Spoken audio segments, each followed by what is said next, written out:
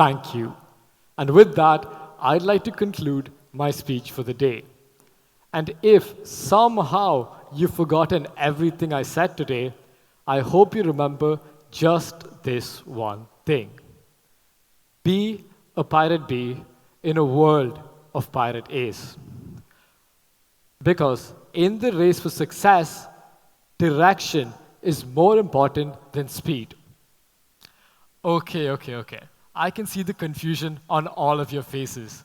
You're probably wondering things like, what is he talking about? Who are these pirates? And is he crazy? Well, to answer that third question, yes, absolutely. But for the other two, we need to take a few steps back. See, we're experiencing this speech the same way successful people plan their lives, in reverse. That's right. Society nowadays is so focused with driving forward. They're obsessed with these ideas of the grind and the hustle and obsessed with coming up with the next big thing. But the issue with this is, if we keep zooming forward, we forget where we're even going. To better understand this, we need to think in reverse another way. Let's think back to the room of Leonardo da Vinci. That's right, the painter who created the world's most famous painting, the Mona Lisa. Wait, Michael Jackson, what are you doing here? Okay, clearly I've gotten quite the upgrade in my budget. But the point is, just like how Michael Jackson's dazzling, amazing dance steps would have never existed if not for his creativity, Leonardo would never have been able to create the Mona Lisa without a goal. Without a clear goal, he would never have been able to use the right colors, choose the right canvas, or even pick the right brushstrokes.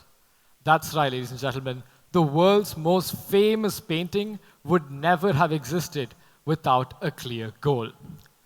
And the funny thing is, we've already known this. Think back to that time where you were trying to solve a paper maze. It could be in the back of a cereal box, or maybe on the kids' menu at a restaurant.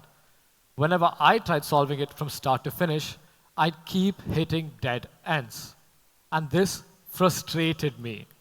I thought to myself, wait, is there no other way I can do this better? And then I realized, much like most of you present here, the easiest way to reach the end was in fact to start from it. When you put that cursor down at the finish point and slowly trace your way back, the journey becomes flawless and the path is clear. Okay, let's go back to those two pirates. Those two pirates on an island searching for treasure. Introducing our protagonists. Firstly, we have Pirate A. He's obsessed with speed. He gets to the island first, and he's digging 10 holes in an hour, doing this and that, and working hard in the sun. But the issue is, he has no idea where the treasure is. All he's doing is shifting sand. Pirate B, on the other hand, is obsessed with direction. He slows down, takes a deep breath, pulls out the map, and then looks at it, sees where the X is marked, and traces the path backwards to a nearby palm tree, then to a rock, and finally to himself. Pirate A might have been the hardest working person on that island, but without knowing where the treasure is, all he has to show for it are those empty holes he's left behind. Pirate B is the one that gets the treasure, most of the time. The thing is, the world we live in now is filled with these Pirate A's. People trying to run marathons without even knowing where the finish line is. They just believe that if you go fast enough, you're guaranteed to get the gold. But that's not true.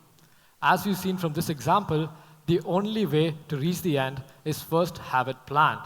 The X is what decides your journey. And so, before you pick up a shovel, read the map. That's exactly why I started the speech from the end and then moved forwards. Because if you know how the story ends, the beginning becomes surprisingly easy. So once again, next time, before picking up that shovel, please read the map, because Pirate B is the kind of pirate you must be. Hey, I'm Abinav Brijesh. This is Thinking in Reverse. Good evening.